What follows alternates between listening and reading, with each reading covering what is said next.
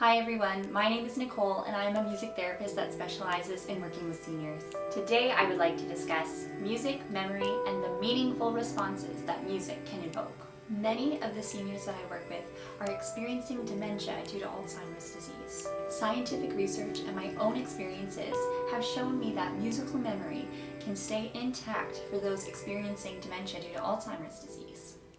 One study found that the ability to play musical instruments, which involves procedural memory, was preserved in some people with Alzheimer's disease that used to play instruments. I witnessed this phenomenon in one of the long-term care facilities that I used to work at.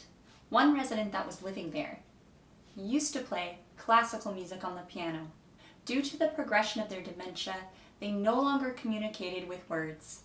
However, there was an upright piano in the resident lounge, and every so often the resident would be drawn to the piano and they would start playing classical music pieces by memory on the piano. I read another study that supports this notion that musical memory is spared in those with Alzheimer's disease. It also showed that music can evoke personal autobiographical memories. Now, according to this study, there are two types of personal autobiographical memories. The first one is voluntary autobiographical memories.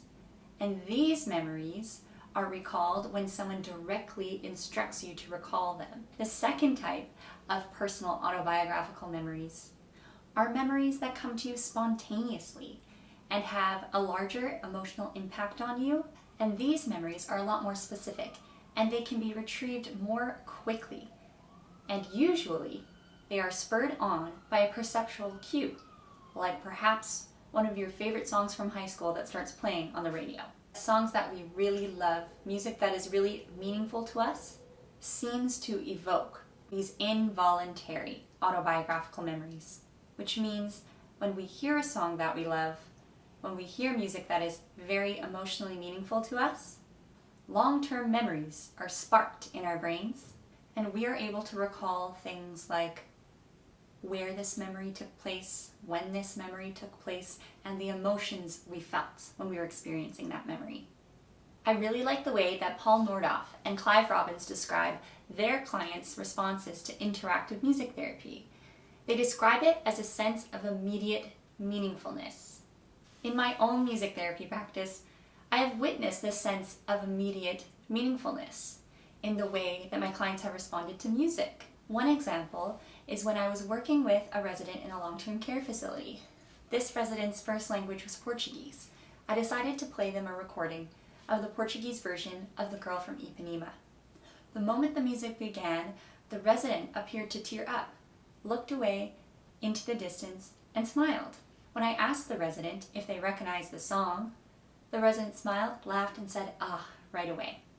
Based upon my observations of the resident looking into the distance, appearing to tear up, smiling and laughing, this person definitely had a sense of immediate meaningfulness when hearing this song from their past. Another example of a client of mine responding with a sense of immediate meaningfulness when engaging in music was when I was working with a resident in a long-term care facility, and this resident asked me if we could practice harmonies together along with some of their favorite hymns. One day, we were singing harmonies to one of their favorite hymns, and suddenly it appeared as though the resident was tearing up, and it appeared as though the resident was getting choked up. When I was unpacking this response to the music with the resident said, "When singing harmonies with you, it reminded me of my aunt and how her and I used to sing harmonies along to our favorite hymns together." Another example of a client that I worked with that had a response with a sense of immediate meaningfulness was when I was working with someone with advanced dementia, and because of the progression of their disease, they could no longer walk and they no longer communicated with words in a conversational way. But this person could meaningfully engage in music, so I often brought them to theme-based singing groups.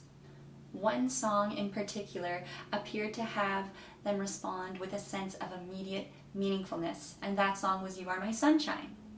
Whenever I began to sing and play this song on my guitar, the resident would immediately appear to light up. They would smile, their eyes would become wide, they would make eye contact with me, and they would begin singing all of the words to the song.